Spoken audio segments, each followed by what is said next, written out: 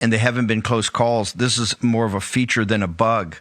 You've put up a pretty explosive tweet saying you believe the CIA is in back of this. Can you explain, folks, what your current thinking is, ma'am?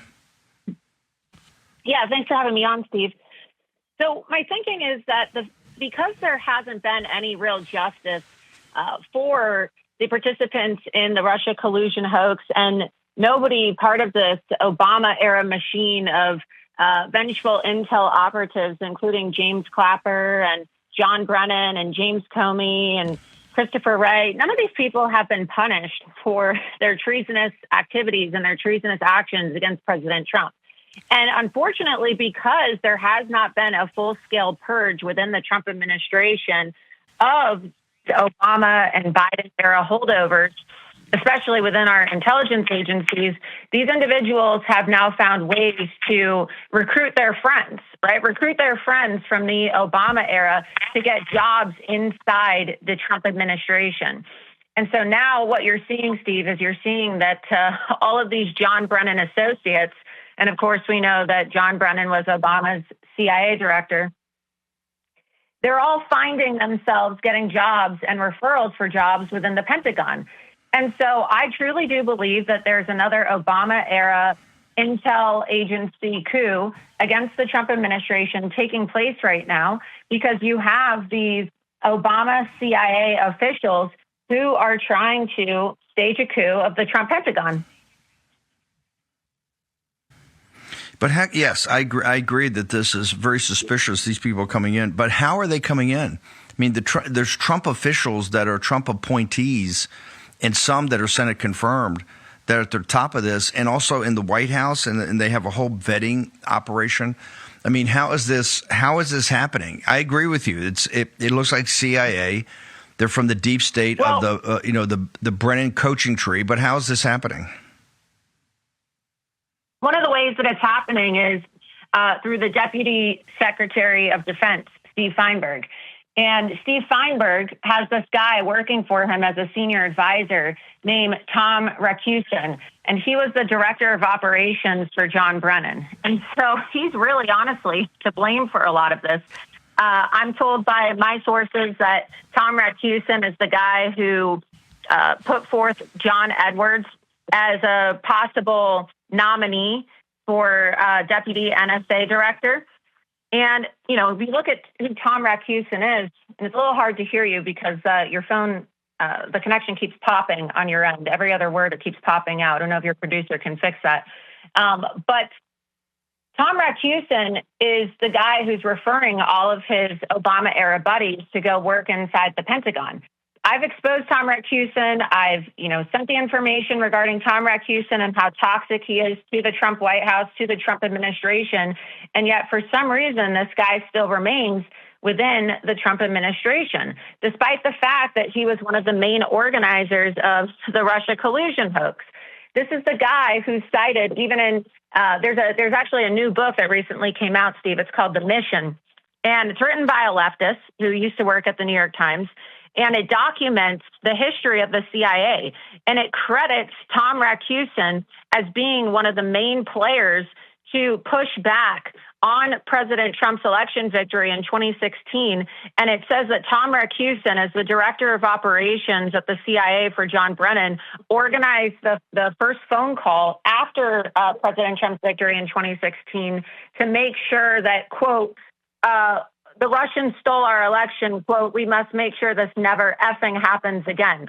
Why does Steve Feinberg, who, for some reason you have all these people going around, lobbyists trying to pretend like Steve Feinberg is a MAGA guy, okay? He's not a MAGA guy, trying to pretend like he has the president's best interest. This is a guy who, at his capital management firm, hired all of the Obama-era spooks. He hired Leon Panetta. He hired Mike Morell, both of whom were stripped of their security clearances by President Trump for being two of the individuals who were, the 51 spies who lied. Remember, Mike Morell was the ringleader of the letter signed by CIA and other intel officials to say that Hunter Biden's laptop was Russian disinformation. And so what I want to know is why is a guy who really has no background whatsoever as it relates to our defense or issues of national security. Of course, I'm talking about Steve Feinberg. Why is he allowed to be given a pass for hiring all of these Obama-era spooks like Tom Rakusin and even in his own firm, okay? Leon Panetta, Mike Morrell, people who literally were stripped of their security clearances for participating in acts of treason. Why are we turning a blind eye to Steve Feinberg's efforts to have a CIA coup, an Obama-era CIA coup of the Pentagon? I really honestly think that there needs to be more scrutiny put on Steve Feinberg, truly. And I've gotten pushback, like I get calls from their lobbyists and their consultants, and they try to tell me that I'm wrong and that I don't know what I'm talking about. But like you said, this is just very open and shut, Steve. The receipts speak for themselves. You just have to look at the statements that these people have made and the actions that they took to subvert the president. And I just want to know, why does Steve Feinberg keep getting a pass? Is it because he's a billionaire, right? Is it because he has money? I mean, are we just going to turn a blind eye to people because they're billionaires? Hang on one second. We're going to take a short commercial break. Laura Loomer on the other side. That you believe it's a CIA coup and you see all these people being hired. It shouldn't be lost on you, because you're our chief investigator, that Steve Feinberg has very deep ties and openly brags about it, deep ties to the CIA. In fact, as you said, makes a habit of hiring a lot of deep state operatives that have been very anti-Trump. Ma'am. Yeah, look, like I said, I think it's very concerning that there's people that he's been able to dupe and convince that he's somehow a MAGA guy. And I think that a lot of people make excuses for individuals in Trump's circle who have these nefarious intentions and ties to the deep state simply because they have wealth, and he's a wealthy individual and he's a billionaire. And the fact of the matter is you can't convince me, and I don't think that we're going to convince anybody here at the War Room Posse, Steve, that a guy who hires John Brennan's director of operations to be his senior advisor at the Department of Defense, and a guy who hires Leon Panetta and Mike Morrell, two of the signatories of the Hunter Biden letter that falsely accused it of being a Russian disinformation op. You can't convince me that that person is a good person or that that person is truly MAGA. If you're truly MAGA, why would you want anybody tied to John Brennan near you, especially within the Pentagon? So yes, I really do believe that we are witnessing a CIA coup of the Pentagon right now, at the Pentagon. And I'm not accusing John Ratcliffe of participating in this. I mean, already right now, my phone is buzzing from consultants and people who, work with John Ratcliffe, who are very triggered by what I'm saying right now.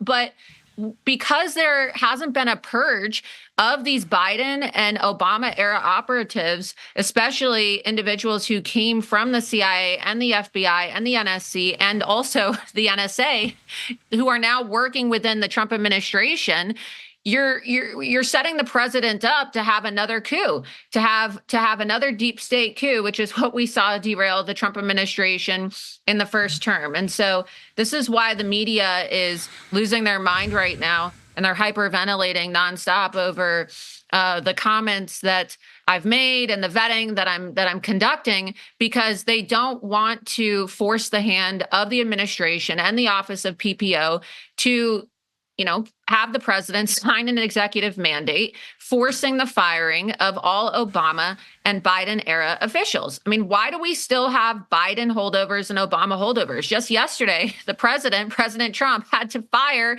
a Biden official for fabricating the job numbers.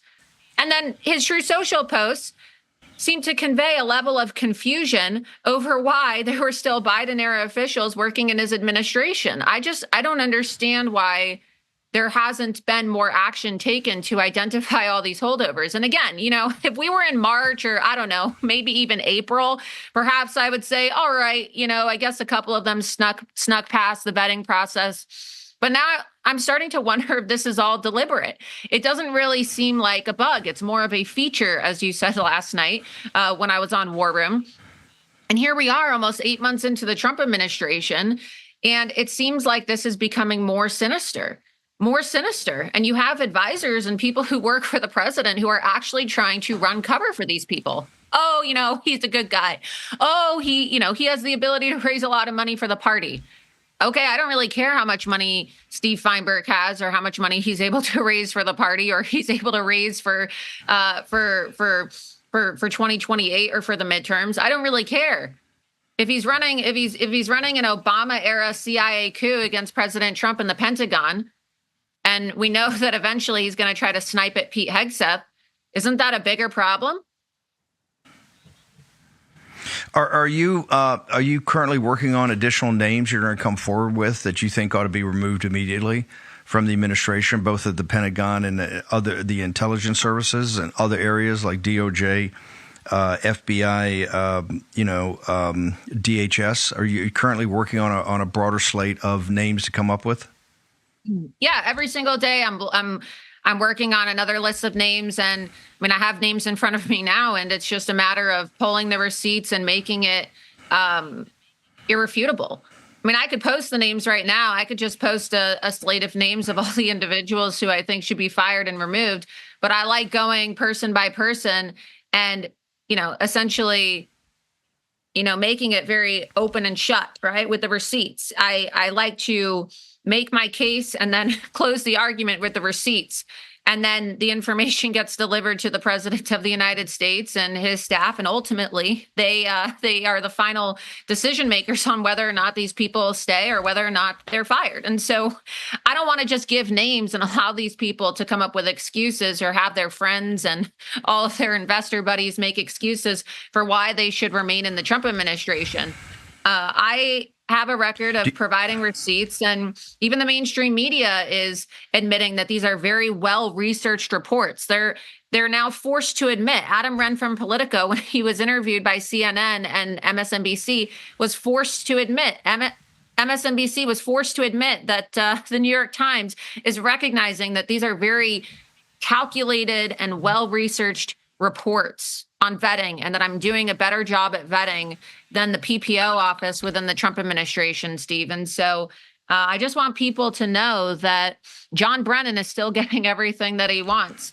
And it'd be nice to see some actual prosecutions. It'd be nice to see people actually go to jail and get charged for their crimes of political warfare against the American people and against President Trump, his campaign in 2016 and his presidency, and then his campaign again in 2020 and his campaign again in 2024. But I don't know if we're going to see any prosecutions. I don't know if we're going to see anybody go to jail. And it's at the expense of Donald Trump. It's at the expense of Donald Trump and our national security. And I just want to know if John Brennan is the criminal that Tulsi Gabbard has exposed him out as being, and he's the criminal that President Trump says that he is, why does John Brennan keep getting everything that he wants as it relates to personnel? Personnel is policy, Steve. Personnel is policy. Why does John Brennan still continue to get everything that he wants? Why are John Brennan's closest advisors and his handpicked staffers and advisors still getting hired at the highest levels within our government? If John Brennan is a criminal and President Trump is going to post his image on Truth Social and say that he is guilty of committing treason, why is John Brennan still getting everything that he wants? That's something that everybody needs to ask themselves this morning when you're sipping on your coffee. Laura, your podcast, your social media, particularly your Twitter feed, how do people keep up with you, ma'am? You can follow me on X at Laura Loomer and X on Loomer Unleashed. You can also follow me on Rumble, rumble.com/Laura Loomer, rumble.com/Laura Loomer. You can subscribe to my podcast. It's free to subscribe. You can also go to my website, loomered.com, which is where I'm running my tip line, the Loomered loyalty tip line, where people can submit tips about their disloyal colleagues in the Trump administration. And if you're watching and you have a tip about an Obama or Biden holdover, an individual who is somehow subverting the will of the American people and the agenda of the Trump administration, go to loomered.com and click the drop-down button and send me a tip. Laura, as you know, the War and Posse, putting the shoulder to the wheel, we've kind of helped Brian Harris and others force this vote in the Texas legislature on redistricting. We've been a big effort to make sure that President Trump's nominees get confirmed before the Senate goes home or give him a recess appointment. So if you could please just we got about a minute, just give us that question one more time that you want the War Room Posse to think about over their morning coffee. What is it? Can you give it to me one more time? If President Trump truly believes that John Brennan is guilty of treason, and President Trump truly believes that John Brennan is a criminal, and if Tulsi Gabbard has truly exposed them for crimes of treason, why does John Brennan seem to have a veto power over who gets hired within our intel agencies and within our Defense Department? Why is John Brennan still influencing who gets hired in the Trump administration within the Pentagon and the NSC? Laura Loomer, on a Saturday morning, thank you, ma'am. Appreciate you. And I know the president appreciates you.